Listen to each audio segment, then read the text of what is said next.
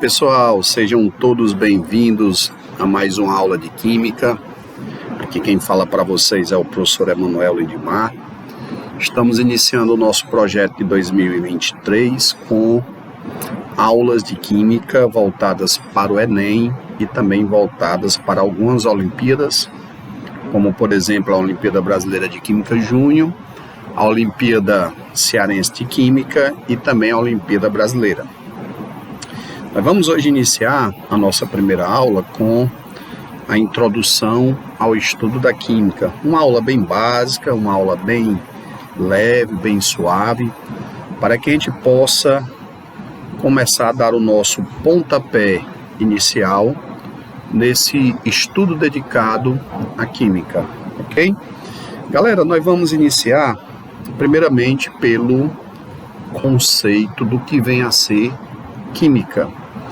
Dentro do ponto de vista conceitual, química, como vocês podem ver, ela é uma ciência, assim como outras ciências da natureza, que vai estudar a matéria, a composição da matéria, as transformações que a matéria pode sofrer e também vai estudar as energias que estão envolvidas nessas transformações. Se vocês observarem, a química é uma ciência que tem como objeto de estudo a matéria e suas transformações, tá?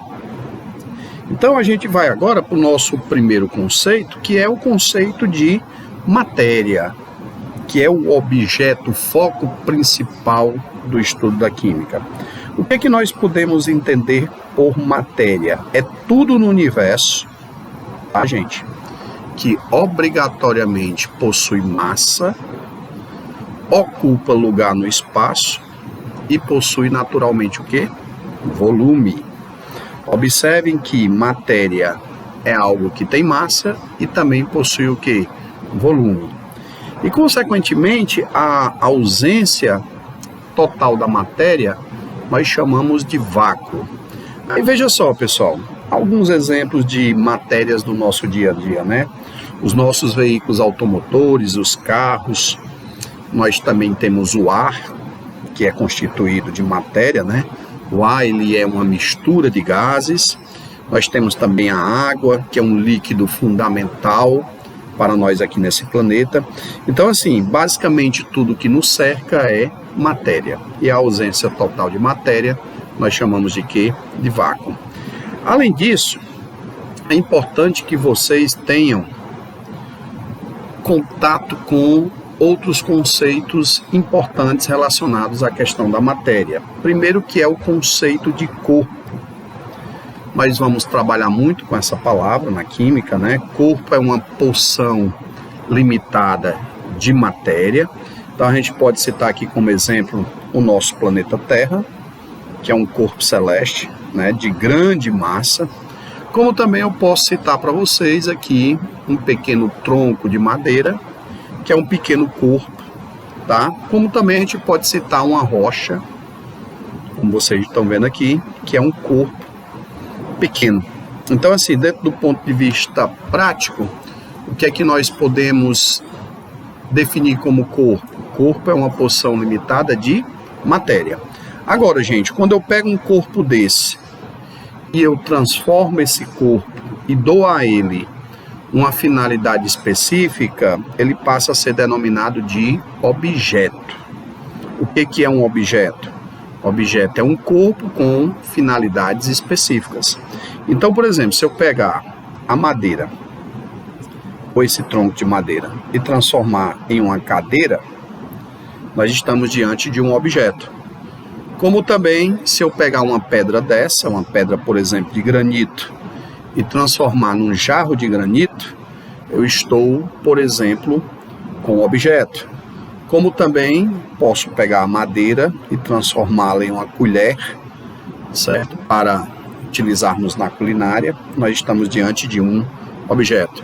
E por último, a gente tem aqui um objeto de vidro, né? Que é um copo muito usado para transferência de volumes e também para armazenar volumes. Então, assim, cuidado em uma definição teórica que diz o seguinte, ó, presta atenção.